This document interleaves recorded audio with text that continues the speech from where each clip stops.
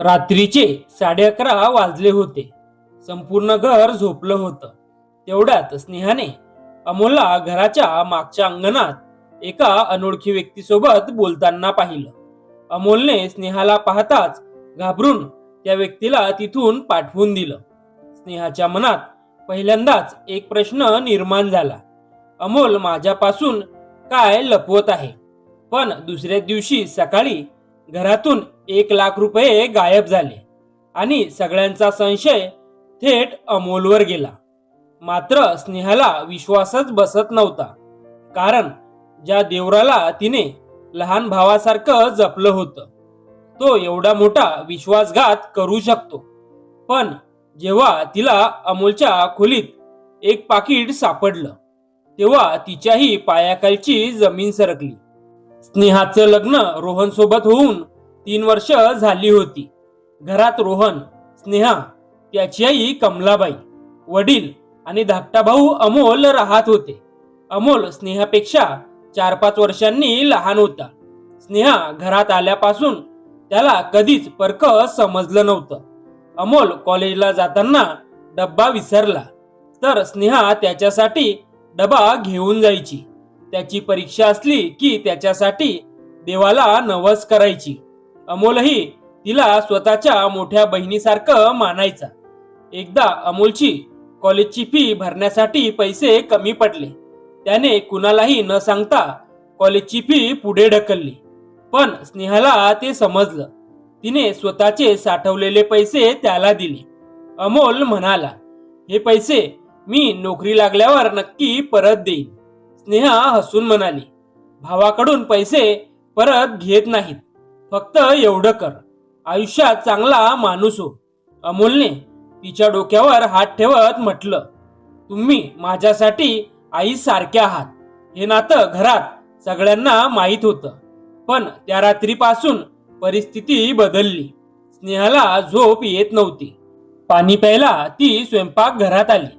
खिडकीतून बाहेर पाहिलं तर अमोल घराच्या मागच्या अंगणात उभा होता. त्याच्या समोर एक अनोळखी माणूस होता. दोघं हळू आवाजात बोलत होते. अमोलने त्या व्यक्तीच्या हातात काहीतरी दिलं. स्नेहाला नीट दिसलं नाही.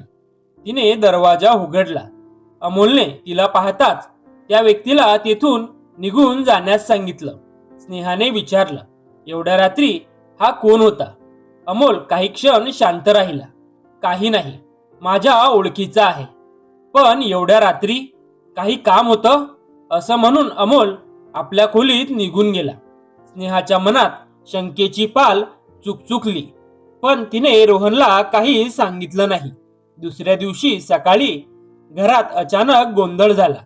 रोहनच्या वडिलांनी कपाट उघडलं आणि जोरात ओरडले, 1,00,000 रुपये कुठे गेले? सगळे धावत आले. कमलाबाईच्या चेहऱ्यावर चिंता होती. रोहनने घरातील सगळ्यांना विचारलं. कोणालाच काही माहीत नव्हतं. तेवढ्यात कमलाबाई म्हणाल्या, काल रात्री अमोल उशिरापर्यंत जागा होता. सगळ्यांची नजर अमोलकडे वळली. अमोल म्हणाला, हो, मी जागा होतो, पण पैसे मी घेतले नाहीत. रोहनने विचारलं, मग रात्री तू घराच्या मागे कोणाला भेटायला गेला होतास? अमोलच्या चेहऱ्यावरचा रंग उडाला. दादा, ते कमलाबाई लगेच म्हणाल्या, आता काय लपवतोयस? खरं सांग. अमोल शांत राहिला. यामुळे घरच्यांचा संशय आणखी वाढला. स्नेहा मात्र गप्प होती. तिला अमोलवर विश्वास होता. पण तिला त्या रात्रीची घटना आठवत होती. रोहनने शेवटी कठोर आवाजात विचारलं, अमोल, पैसे तू घेतले असतील तर आत्ताच सांग. घरात तुझी अब्रू जाईल. असं मला करायचं नाही. अमोलच्या डोळ्यात पाणी आलं. दादा, मी पैसे घेतले नाहीत. तो आपल्या खोलीत निघून गेला. स्नेहाही त्याच्या मागे गेली. अमोलच्या खोलीत त्याची बॅग पलंगावर होती.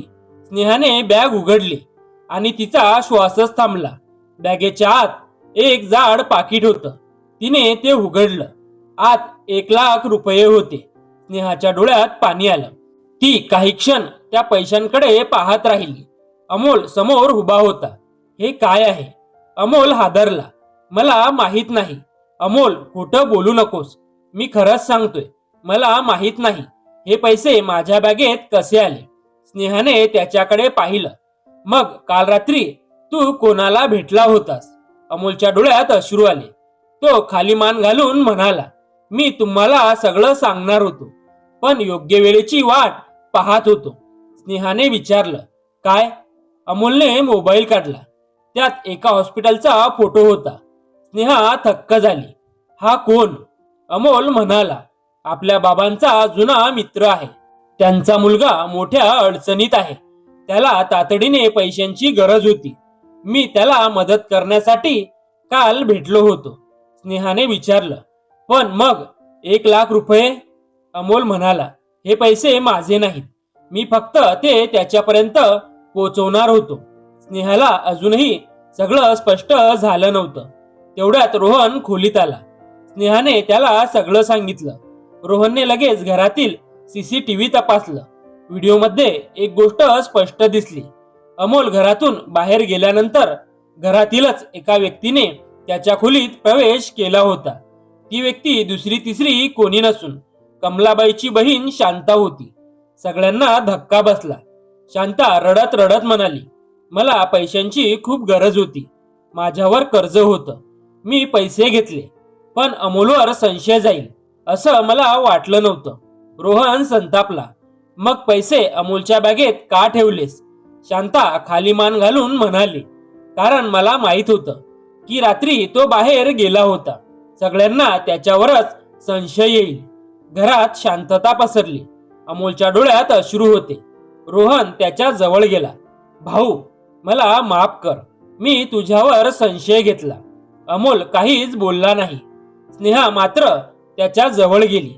तुला माहित आहे ना, मी तुझ्यावर कधीच संशय घेतला नव्हता. अमोलच्या डोळ्यातून अश्रू वाहू लागले.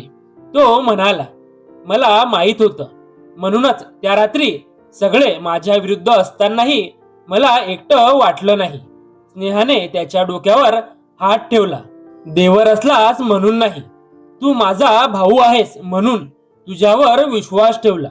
अमोलने तिच्या पाया पडत म्हटलं, तुमच्यासारखी भावजय मिळणं हे माझं नशीब आहे. कमलाबाईंच्याही डोळ्यात पाणी आलं. त्या म्हणाल्या, आज मला एक गोष्ट समजली. नातं रक्ताचं असो किंवा लग्नामुळे मिळालेलं असो, त्याची किंमत विश्वासामुळे वाढते. त्या दिवसानंतर घरात एक नियम झाला. कुणावरही आरोप करण्याआधी सत्य तपासायचं आणि गैरसमजापेक्षा नात्यांवर विश्वास ठेवायचा. कारण त्या एका रात्रीने सगळ्यांना शिकवलं होतं, संशय नातं तोडतो, पण विश्वास नातं वाचवतो. देवर भावजयचं नातंही तितकंच सुंदर असू शकतं, जेव्हा त्यात स्वार्थ नसतो आणि एकमेकांबद्दल भावासारखी आपुलकी असते. मित्र आणि मैत्रिणींनो, जर ही कथा तुम्हाला आवडली असेल तर लाईक आणि शेअर नक्की करा. तुमचं एक शेअर ही कथा आणखी लोकांपर्यंत पोहोचवू शकतं.